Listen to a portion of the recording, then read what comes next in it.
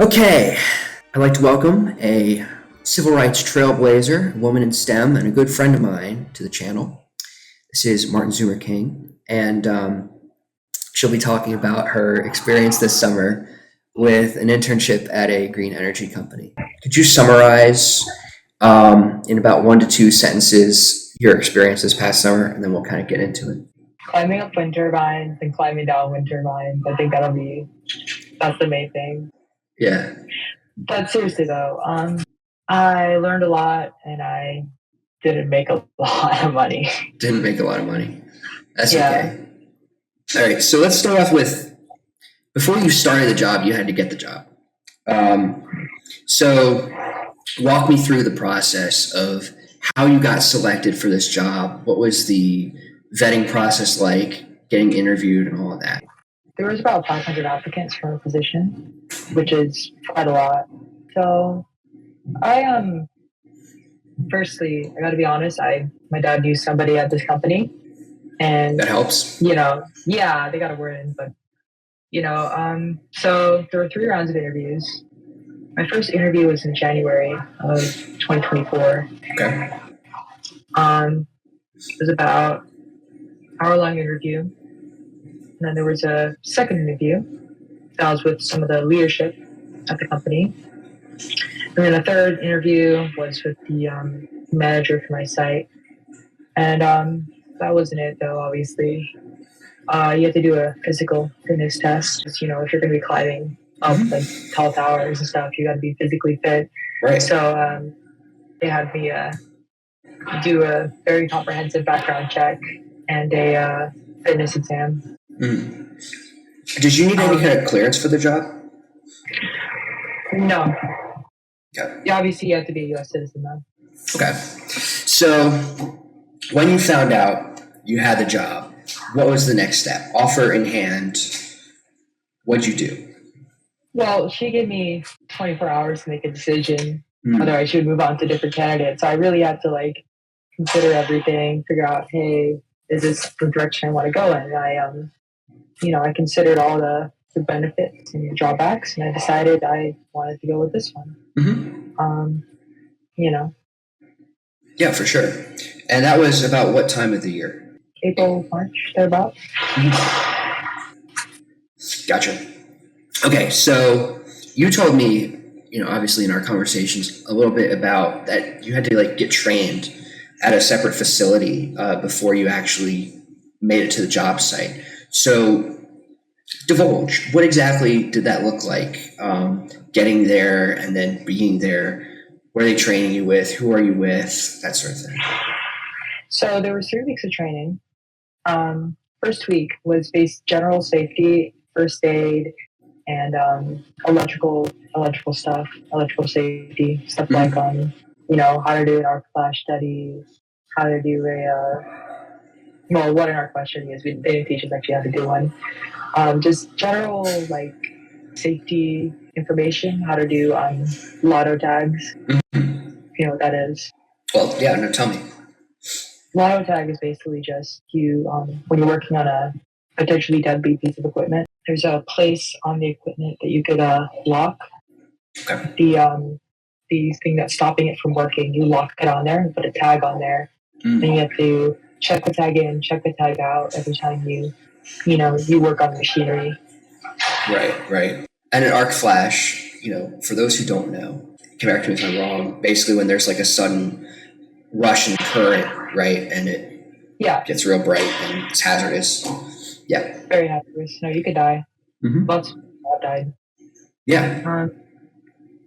But yeah, no, that was week 1. Then week 2, they split us up into solar and wind. I was wind. I'm kind of cool like that. So they split us up into solar wind, and they split the wind up into 2 groups. One group, they were doing class training, which is basically stuff like generator alignment and gen alignment. And they had us taking apart major parts of the turbine. He also had us do class training, such as how to read hydraulic schematics, electrical schematics, all that. Just general stuff you need to know if you're going to be working on these machines. About how many hours a day are you doing this during 8 training? hours a day. 8 hours, full time. And it's all in like a big open warehouse environment, right? Well, they had like office areas. Like it was kind of like very small, kind of felt like a community college kind of, Okay, interesting. but it was way, way smaller. You know, Right.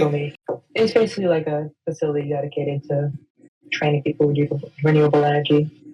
Makes sense. Okay. So that was the second week with the electrical training, and then the third week was the most interesting week. Okay. That's why I wanted you to finish because that was rescue training. Oh, right. Yeah, I was telling our mutual friend about this, but they had us basically there's this thing called a self rescue kit, and basically they got you outfitted with a harness, they got you outfitted with a self rescue kit and a lad safe. Lad safe is basically like a little thing that keeps you on a cable when you're climbing up the turbine. Is it like a secondary like carabiner attachment, kind of like they have in like rock climbing? Yeah, it attaches to your front though, Okay. because you have a dorsal and you have a front attachment point. Yeah. I guess. Yeah. Okay. So what? Did like they have people fall off of a balcony and you had to save them, or was it a dummy, or what? It was a dummy.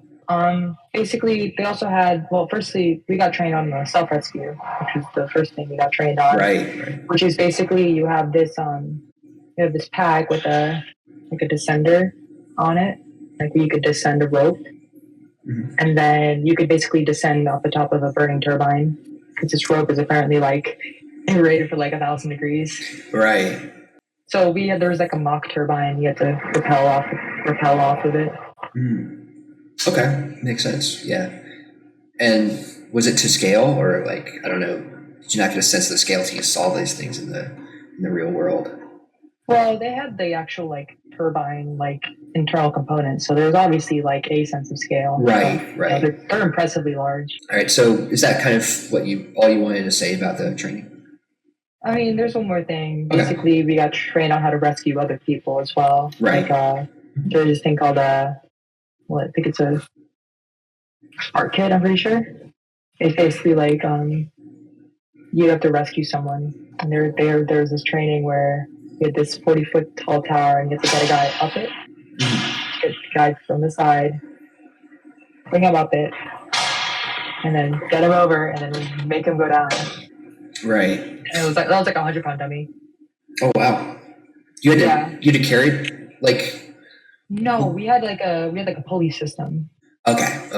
Like we were rigging up like pulleys and stuff like that. Interesting. So you're like kind of being belayed up and down these turbines. Essentially, yeah.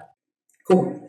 So all right. So training finishes, and you've got to wheel off somewhere else. Are you saying goodbye to everyone at the training session, or is anyone coming with you? I'm saying goodbye to everybody. We trained everybody at like the central location, and everybody got sent out to their specific sites. You know, the more engineering focused internships, they would like get to have stuff at the head office, but I didn't have that. Right. Not lame.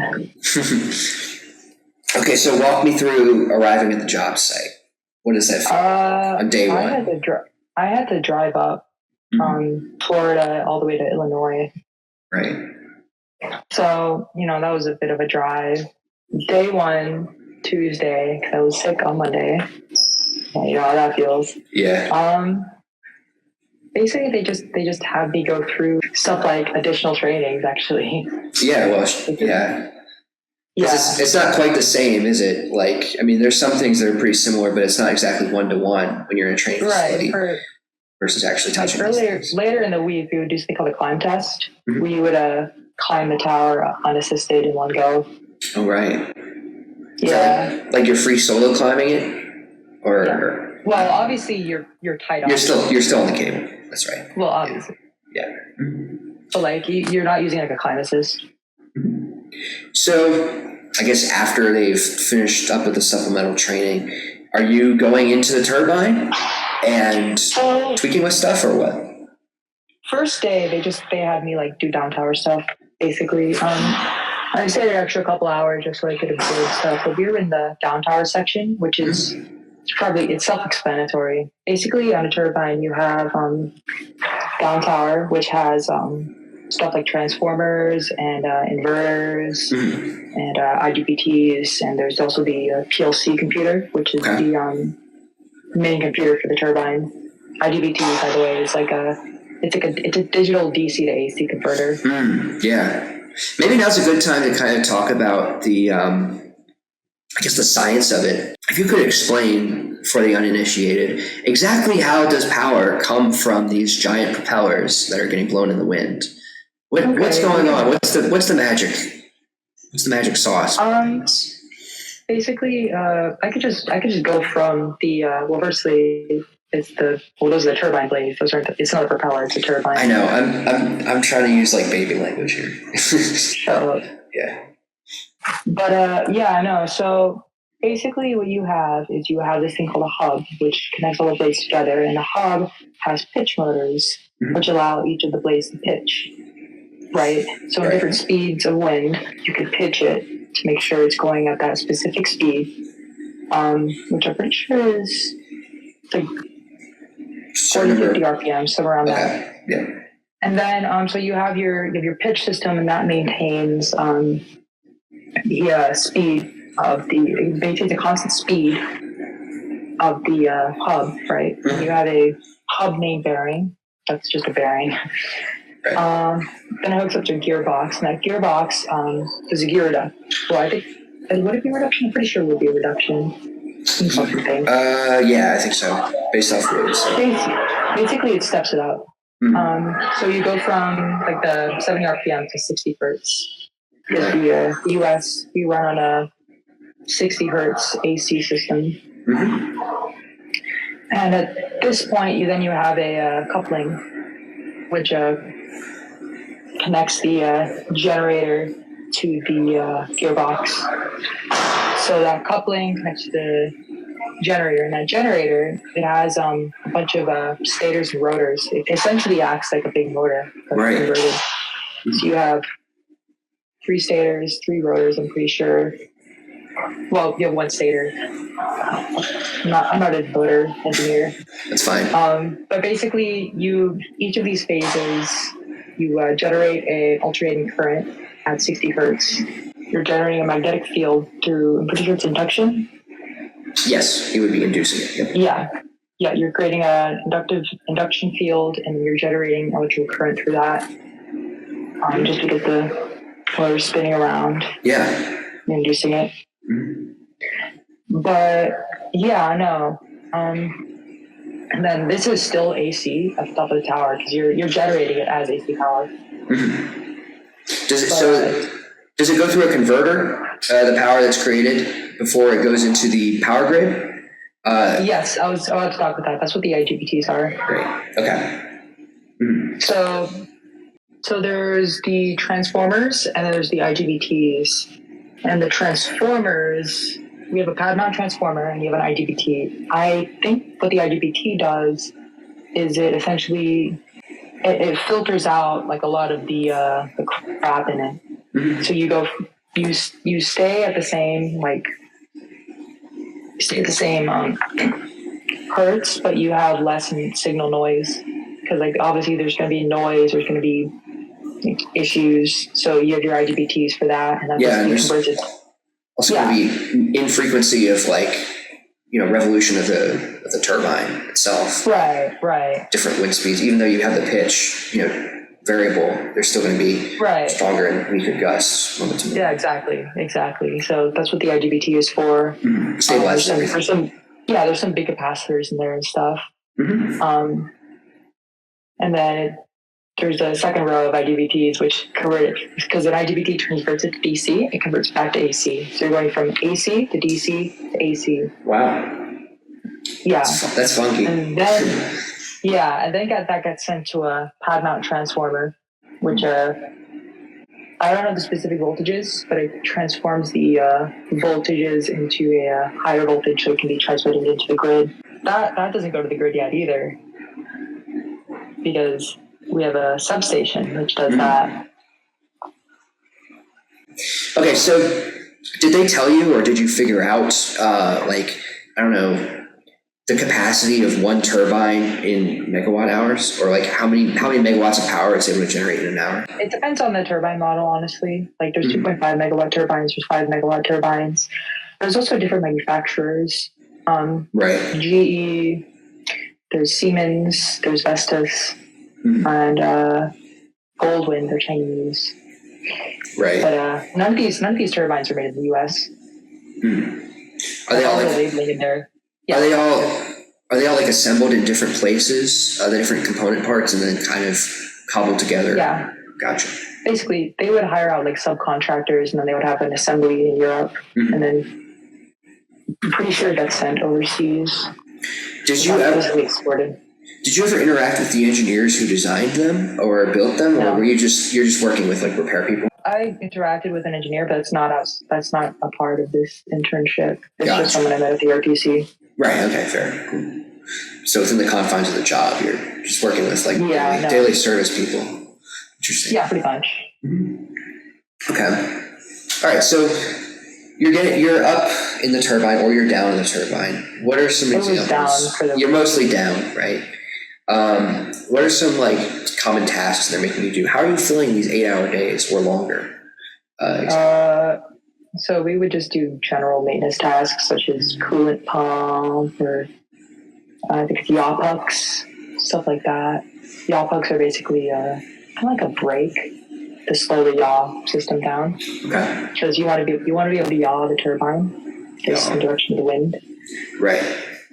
So you have these big yaw motors, yaw drives, and you have yaw pucks, which are basically the opposite. They slow the turbine down. Yes. At least that's how I understand it. And for the complete layman in the audience, pitch and yaw are different forms of axial motion. Yaw is basically your cardinal directions. Like you yaw this direction, north, south, east, west. That would be your yaw. And then your pitch it's dependent on the direction of the airflow. So if this is an airflow, this would be pitch up, this would be pitch down. Right. And then, there's no ailerons on this. Well, technically you are spinning it, so maybe. But I wouldn't really count that as a roll. No, it's not quite the same as an airplane. Yeah. But yeah, because you're not flying freely in space. You are attached on a single point. So that's kind of a big deal. Yeah. Okay. So when did you finally get to climb up this thing? How many weeks in was that? It was like 2 or 3 weeks. Because they had me do my climb test, and then they were like, okay, we'll have you climb at some point. Yeah, basically 2 or 3 weeks in, they got me set up with Climb Assist, all that. Do you want to know what Climb Assist is? Yeah, sure. I mean, speak on it. What do you think it is?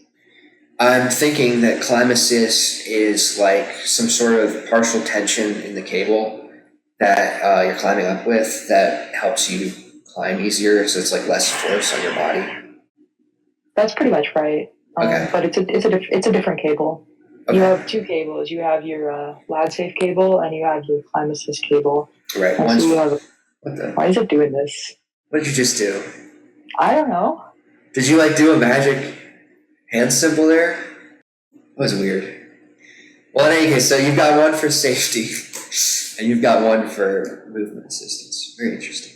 On climb day, do they make you stay up inside the turbine the whole time? I mean, you come down for lunch, and then what are you doing up there? You stay up there until you're done, you climb down. And what's different? What's going on that's different up there from down below? It's basically the same. Basically the same. So they're like redundant systems, like you're looking at the same systems that control, I don't know, pitch, yaw, and all the rest. There's not as much redundancy as you think, just because there's no human lives usually at stake. Right. The main redundancy is just being able to shut the turbine down, but you're not going to be running that turbine without it being fully functioning. Right. Unless you got a engineer-approved temporary modification, but those are relatively uncommon and only for very minor things. Yeah, sure. Okay. So you're up there with how many people? And what are they doing? Usually like one or two people. Okay. And it's just general stuff, like they would do greasing, they would clean out the hub, kind of just mechanic stuff. Okay. They would basically climb up. Can I explain what the nacelle is? Talk about it. The nacelle is basically what contains the gearbox and the generator, and basically it's this aerodynamic shroud. It's the big thing on the top. Yeah. But basically they would sometimes they'd have to go out on top of the nacelle, which would be like straight up. Like they'd be tied off, but they'd be literally standing on top with no guardrail. Right. Be in the air. It's crazy. And no one fell off, right? Obviously not. Well, I mean, maybe if the wind gets strong, it'd be pretty scary. No, we have regulations. I think it's 15 meters per second of wind. We're not allowed to go in the nacelle. So I guess if like something had to be done, you just have to postpone it, huh? Yeah. Okay. No, there's also a lot of rules around lightning. Makes sense. Again. Whereas lightning within 30 miles, you're not allowed to be up in a tower. Right. And within 5 miles, you're not allowed to be anywhere near a tower. Wow. I mean, I guess it makes sense. It's a big metal, tower on an empty field. If lightning's going to go anywhere, it's going to be striking these things. Right, and we got lightning strikes on the towers. Like they would fuck up. It messes up the systems. I guess. No, it would hit the blades. Oh wow. Yeah, the blades would be the ones that always get screwed up. So it does physical damage, and they have to get replaced. Yeah. Were there any replacements from storm damage that had to be made while you were there? Yes. Well, it wasn't replaced. It's blade repair guys. Okay. Gotcha. You weren't any part of that. I don't know. Those are contractors. Gotcha. So let's talk about maybe the more qualitative aspects of this experience. Did you feel like you had like a good kind of mentorship experience? Like, do you feel like you learned a lot there, or received attention that was going to help you with your career development?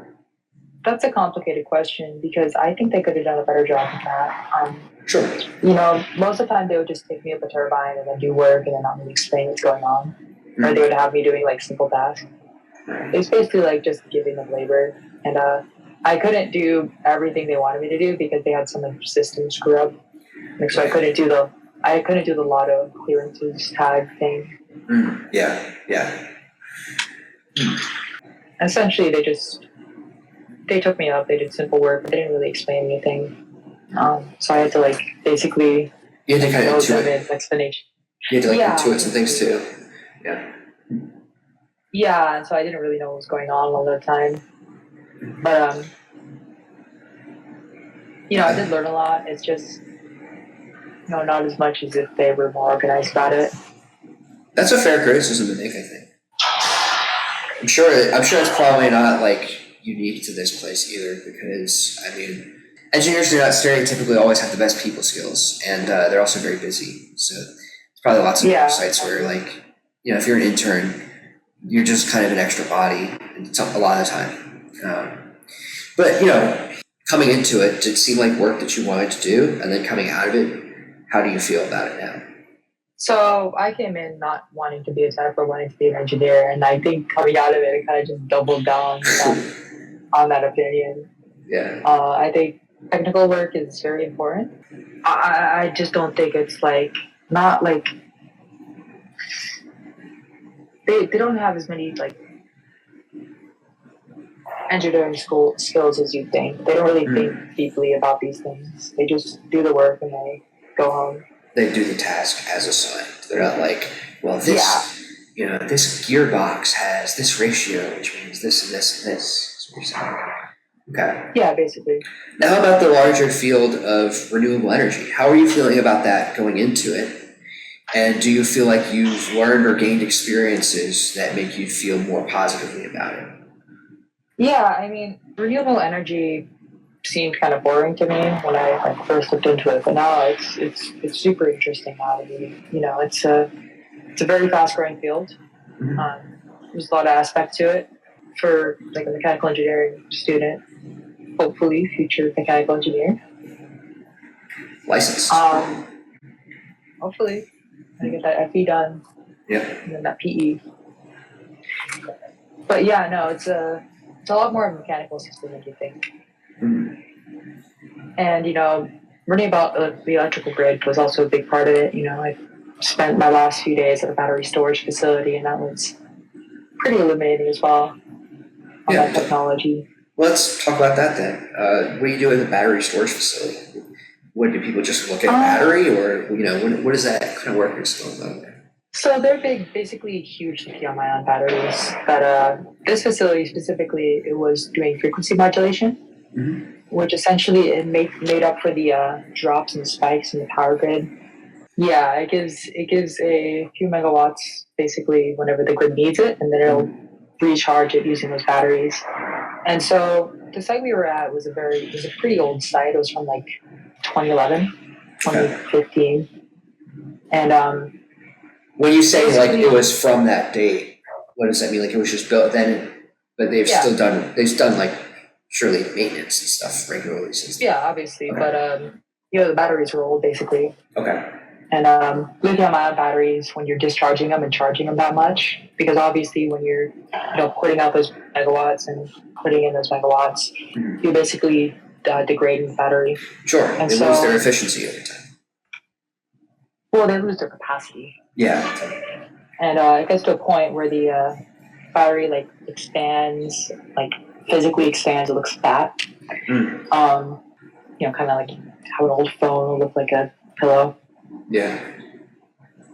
But or spoiled milk. Yeah, it'll basically expand, and you have to basically get rid of the old batteries. So that's what we were doing pretty much the entire time. There was old batteries that they had to a bunch of little ones or very large ones? Very large. They were 90 pounds. Wow. Yeah. You basically had these racks of batteries. It's kind of like a server rack, if you've seen one. But you have all these batteries on a rack, and you'd have a control module up top, and that would allow them to act in a bank. And you would have, pretty sure it was 16 banks in the facility, which would be made of 7 racks. Got it. So you're just working to replace the old batteries with new batteries there. What else are you doing? You can talk about the job requirements, but also socially what's going on too. I mean, their site culture was different. The battery storage, they were a different site culture, so there was a lot more procedure use, all that. It was an interesting change. There's some travel techs there as well, and I got to interact with them. That was interesting. Cool. So, I guess let's look at the whole experience, as a gestalt. What are you walking away from this experience with? I'm walking with, obviously, work experience in the renewable sector. I'm also walking everything with contacts in that company. Okay. And I'm walking away with a lot of knowledge gained about wind turbines and renewables in general. And you think that's the kind of work you want to do now, for your career? I think so, yeah. Hopefully, if I get a job in it, Yeah. I think it'll be a fulfilling career. That's great. That's great. Just don't make me be a tech. Yeah, sure. Does it, okay, well, I guess in that vein, does it look like maybe if you started as a tech, be able to kind of work your way up, or do you, you not really. They're two different skill sets. I see. Yeah. The only real, the reason why I did the technical internship was because I wanted just the general experience. Yeah. But when you get to the level of knowledge and you have that general experience, the techs kind of just stay there. They don't have deep theoretical knowledge about how these things work. They just know how the components work. Sure. You could how a mechanic knows about cars versus how an automotive engineer knows about cars. Yeah, that's a good way of putting it. Or a construction worker versus an architect. Civil engineer would be better. Civil engineer, yeah, even better example. You're right. Interesting. Very interesting. So you couldn't put a tech in a management position. he wouldn't be managing engineers; he'd be managing sites. Yeah. Okay. Yeah. So, okay. Do you have any advice to people who are thinking about pursuing similar kind of work? What do you think they should do that you did, and what do you think they should not do? Like, are there any mistakes you think you've made that people could learn from? Well, it's a growing field, so it's not super difficult to get work in it. I just think the main thing is that try to get a site with 3S lifts. Those are great. Another thing is it really does depend on the site, the culture, whether you enjoy the work or not. So these kind of like qualitative, non-technical aspects that you can really like get a grasp for once you're there. Kind of. Exactly. So like a rotational program might be a really good thing for someone who's. Well, I mean, there's travel. Yeah. There's contractor work. Mm-hmm. Okay. All right. How do we knock this out of the park here? I don't know. You could make a lot of money. You can make a lot of money. Yeah, the techs, they were making like $150K a year. Well, there you go, everyone. If you like what she's saying, if you want a piece of that sweet pie, then renewables might be the industry for you to check out. I mean, as long as we're building renewables, they're going to need technicians, they're going to need engineers, they're going to need project managers, they're going to need everybody. And it's a growing field, and it's interesting work. All right. Well, thanks for talking to us about this today. Appreciate your time, and wish you great luck in Absolutely. all your future endeavors.